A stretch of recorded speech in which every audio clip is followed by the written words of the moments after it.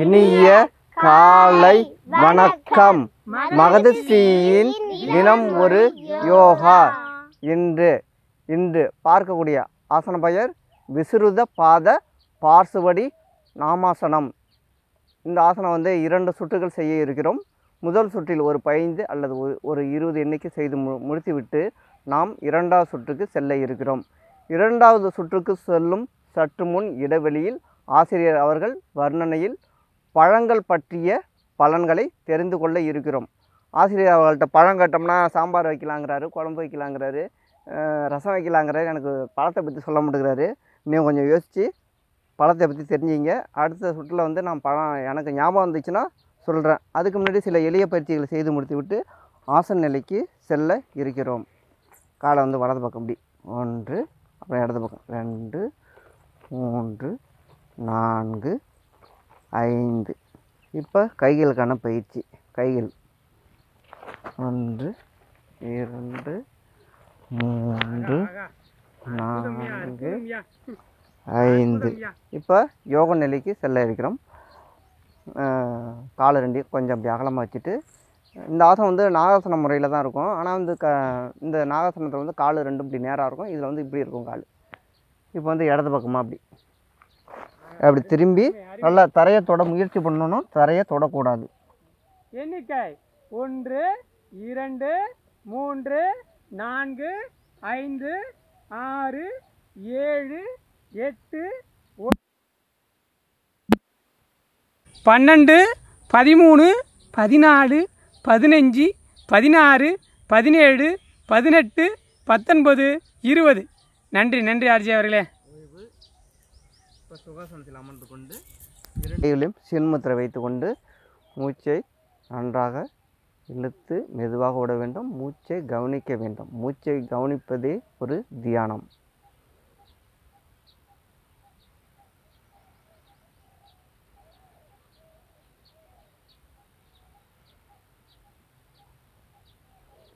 இப்பொழுது ஆசிரியர் அவர்கள் வர்ணனையில் பழம் பற்றிய பலன்களை தெரிந்து கொள்ள இருக்கிறோம். மாஸ்டர் பழம் பேர் சொல்ல மாட்டேங்கிறாரு. சாம்பார் வைக்கலாங்க, ரசம் வைக்கலான்னு சொல்கிறாரு, உள்ளே கொட்டை இருக்குன்னு சொல்கிறாரு. கொஞ்சம் யோசித்து என்ன பலன்னு தெரிஞ்சுங்க. தினமும் ஒரு பழம் வாங்க, இன்றைக்கி பார்த்துருவோம் என்ன பழம்னு. வாங்க, எல்லோரும் தினமும் பயன்படுத்துகிற பழம் தான் புளியம்பழம். அடாடாடாடா, புளியம்பழம்லாம் சாப்பிட்ருக்காங்க. புளியம்பழத்துலேயே கிராமத்தில் இனிப்பு புளியம்பழம், நல்லா புளிக்கிற புளியம்பழமும் இருக்குது. 2 பழம் இருக்குது. இனிப்பாக உள்ள பழத்தை நிறைய சாப்பிடலாம். அதை என்ன விஷயம்னா, நிறைய சாப்பிட்டீங்கன்னா வயிற்றால போயிடும். அதனால் கொஞ்சமாக சாப்பிடணும். அதாடா, வயிற்றால போகிறதுக்கு சிறந்த அதிகம். அந்த மருந்து இருந்து நிறைய ஏதாவது கோவத்தில் சில பேர் முன்னாடிலாம் கிராமத்தில் கோவத்தில் அதை மருந்து குடிச்சிட்டாங்கன்னா அந்த புளி இருக்குங்கள, புளியும் உப்பையும் கரைச்சி வயிற்றில் ஊற்றிட்டு கபான்னு வாந்தி எடுக்க வைப்பாங்க. மிகப்பெரிய அது ஆஸ்பத்திரி கொண்டு போனால் கூட காப்பாற்ற முடியாது. சரிங்களா? புளியை கரைச்சி வாயில் ஊற்றுனா வாயிலேருந்து வாந்தி வரும் பாருங்க. கபான்னு 6 மாரி வரும். சரிதானுங்களா? சரி, நம்ம என்னத்துக்கு பார்ப்போம். நான் அடுத்ததை பார்த்துருவேன்ப்பா. புளியம்பழத்தின் சத்துக்களும் அதன் அற்புத பயன்களையும் பற்றி கவனிப்போம். எல்லாம் சொல்கிறதெல்லாம் அற்புத பயன்கள் தான்யா. அது அவங்க எடுத்துக்கிற பொறுத்து இருக்குது. புளியில் பார்த்திங்கன்னா வைட்டமின், கால்சியம், இரும்பு மற்றும் தாது சத்துக்கள் நிறைந்துள்ளன. சரிதாங்களா? என்னென்ன இருக்குது? புளியம்பழத்தில் வைட்டமின், கால்சியம், இரும்பு மற்றும் தாது சத்துக்கள் நிறைந்துள்ளது. புளியின் பொதுவான மருத்துவ குணங்களில் மலச்சிக்கலை சரி செஞ்சிடும். பார்த்திங்கன்னா மலச்சிக்கலை சரி செஞ்சிடும். அதான் சொன்னேன், மலச்சிக்கலைங்கிற பெருஞ்சிக்கலை சரி செய்யக்கூடிய விஷயமா இருக்குது. கவனமாக கவனிச்சிங்கன்னா இது பண்ணிக்கலாம், சிறந்து விளங்கிடலாம். அந்த இது சரி செய்யக்கூடிய இதாக இருக்கும். சரி, அப்புறம் இந்த புளியம்பழத்தை பற்றி நிறைய விஷயங்களை சொல்லிக்கிட்டே போக முடியும். மலச்சிக்கலை சரி செஞ்சிடும். உடல் சூட்டை சீர் செய்து கண் எரிச்சலை போக்கிடும். உடல் சீட்டை இது பண்ணி கண் எரிச்சலை சரி பண்ணிடும். உடலை நலமாக்கும் சமையல் இன்றியமையாத ஒரு பொருளாக பயன்படுத்தும் புளி இல்லாமல் எந்த இதுவும் கிடையாது. புளி இல்லாமல் எந்த வித இதுவும் கிடையாது. அதனால் நிறைய பயன்படுத்துங்க. புளியம்பழத்தை நிறைய பயன்படுத்துங்க. எக்கச்சக்கமாக புளியம்பழத்தில் இது இருக்கிறதுனால தான் கிராமத்தில் டெய்லி புளியம்பழத்தில் இது பண்ணுவாங்க. புளியம்பழத்தை நிறைய பயன்படுத்துவோம். அதனால் புளியம்பழத்தை இது பண்ணி கொண்டு வரதில் கவனமாக இருங்க. புளியம்பழம் எக்கச்சக்கமான பலனை தருது. அப்புறம் புளியம்பழத்தில் வந்து என்னென்னலாம் இருக்குது பாருங்கள். புளியம்பழம் வந்து எங்கெங்கெல்லாம் இருக்கும், கிராமத்தில் வெட்ட வெளியில் நிறைய இருக்கும். அதாவது வெயில் காலத்தில் காய்க்கக்கூடிய மரம் தான் புளியம்பழம். அதை நிறைய சேமித்து வச்சு அதை பயன்படுத்துவாங்க. புளியம்பழத்தை நிறைய சேமித்து வச்சு பயன்படுத்துவாங்க. தென்னிந்தியாவில் எங்கே பார்த்தாலும் கிடைக்கிது. முழுமையாக தென்னிந்தியா முழுவதும் கிடைக்கிது. இந்த பழம் நிறைய கிடைக்கிது, ஃபுல்லாகவே நிறைய கிடைக்கிது. இந்த கொழுந்து இருக்குங்களா, புளியம்பழம் கொழுந்து இருக்குங்களா, அடாடா அது ஒரு புளிப்புங்க. அதாவது இந்த கிராமத்தில் பார்த்தா தாங்க எல்லாத்தையும் அனுபவிக்கலாம். கிராமத்தில் வளர்ந்த பிள்ளைகளை கேட்டிங்கன்னா, இப்போ வளர்ந்த பிள்ளைகளை கேட்டிங்கன்னா தெரியாதுங்க. எங்களாட்டம் உள்ள பிள்ளைகளை கேட்டிங்கன்னா தெரியும். ஏன்னா இந்த ஆடு மாடெல்லாம் மேய்க்க போவாங்க. அப்போ நான் அந்த பசங்களோட சேர்ந்து விளையாட போவாங்க. அப்போ பார்த்தீங்கன்னா புளிய மரத்தில் புளியம் கொழுந்து இருக்குங்க. அந்த கொழுந்து எடுத்து சாப்பிடும்போது அடாடா என்ன இந்த பசிக்குங்க. ஒரு கை பிடிச்சி அந்த பழத்தை அது இதுன்னா அவ்வளோ சுறுசுறுப்பு நல்லா தெம்பு கிடச்சிருங்க. இதெல்லாம் செஞ்சு பார்க்கும்போது தாங்க நிறைய விஷயம் கிடைக்கும். இதெல்லாம் இப்போ இதாகிட்டு குழம்புல போட்டு சாய்க்கிற அளவுக்கு அந்த இலையை பிச்சு பாசி பருப்போடு கலந்து கூட்டு போல் செஞ்சு சாப்பிட ஆரம்பிச்சிட்டாங்க. உடம்புக்கு நல்ல வலு சேர்த்துடும். அதெல்லாம் நிறைய விஷயம் செய்ய ஆரம்பிச்சிட்டாங்க. அதாவது இயற்கைங்கிறது வந்து வரப்பிரசாதம் தாங்க. அதை நிறைய விஷயத்தில் நிறைய இதில் கொண்டு போய் சேர்த்துக்கிட்டே இருக்கோம். மாரி இந்த வாதம்லாம் வருது இல்லை, அதை இது பண்ணிவிடும். இந்த புளியம்பழத்தில் பார்த்தீங்கன்னா, இந்த புளியம்பழத்தை நல்ல காயம் அடிப்பட்ட காயம் இருக்குது பார்த்தீங்களா, அதை நல்லா புளியம்பழத்தை நல்லா சுரண்டி நல்லா குழச்சி உப்பு சூடு கட்டியாட்டம் வந்துருக்குன்னு வச்சுங்க. சூடு கட்டியாட்டம் வந்துருக்குன்னா உப்பும் அந்த முதல்ல சுண்ணாம்பு நல்லா குழச்சிட்டு சுண்ணாம்பு நல்லா குழச்சி தனியாக வச்சுக்கணும். அந்த புளியை நல்லா குழச்சி வச்சுக்கணும். முதல்ல அந்த கட்டி இருக்குங்களா, புளியை வந்து அந்த கட்டியில் போட்டுட்டு அது மேலே அப்படியே மெதுவாக அந்த சுண்ணாம்பு தண்ணி சூடாக இருக்கும், இதமாக இருக்கும். அப்படி பார்க்குறது இதமாக பதமாக இருக்கும். எப்படி இதமாக பதமாக இருக்கும். ஒரு கட்டி இருக்குது, நல்லா கல் கட்டியாட்டம் இருக்குது, கட்டியாக இருக்குது அப்படின்னா அந்த இடத்துல அப்படியே பதமாக அப்படியே போடுங்க.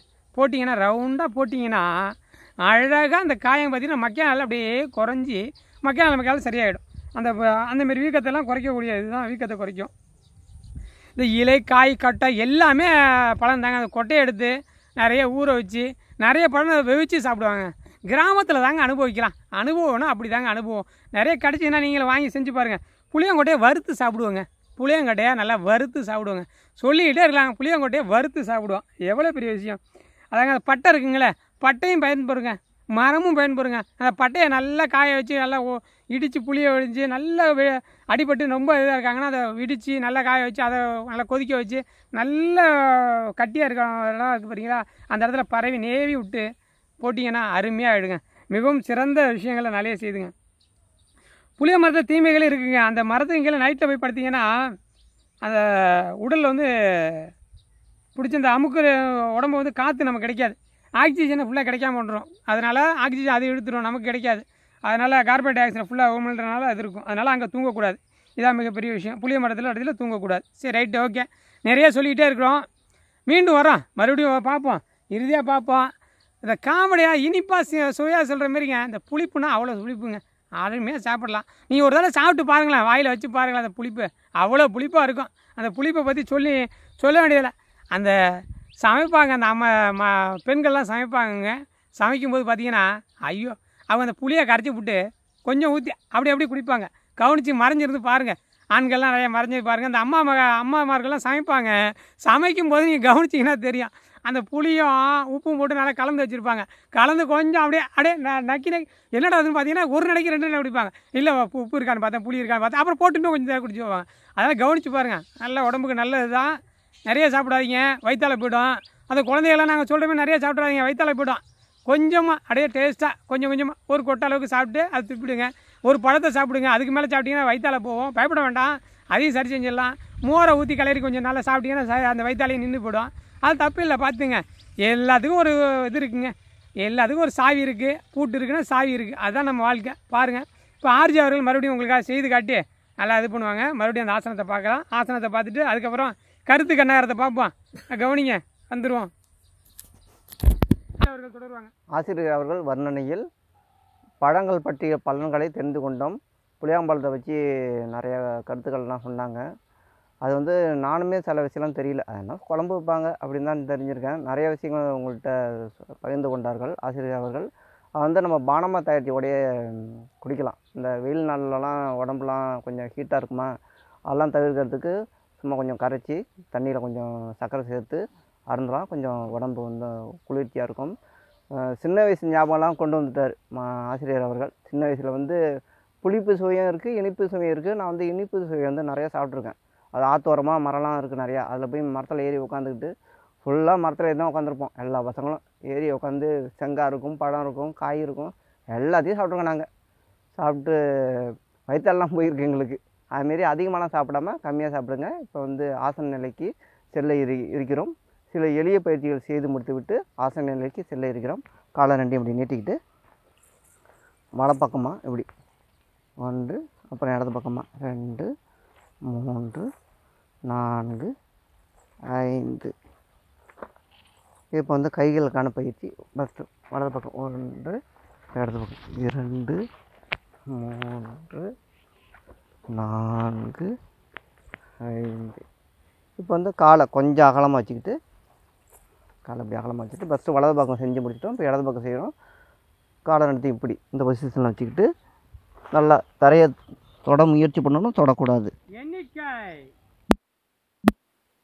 2, 3, 4, 5, 6, 7, 8, 9, 10, 11, 12, 13, 14, 15, 16, 17, 18, 19, 20. நன்றி ஆர்ஜே. ஓய்வு. 2 கைகளும் சென்முத்திரை வைத்துக்கொண்டு மூச்சை நன்றாக இழுத்து விட வேண்டும். மூச்சை கவனிக்க வேண்டும். மூச்சை கவனிப்பதே ஒரு தியானம்.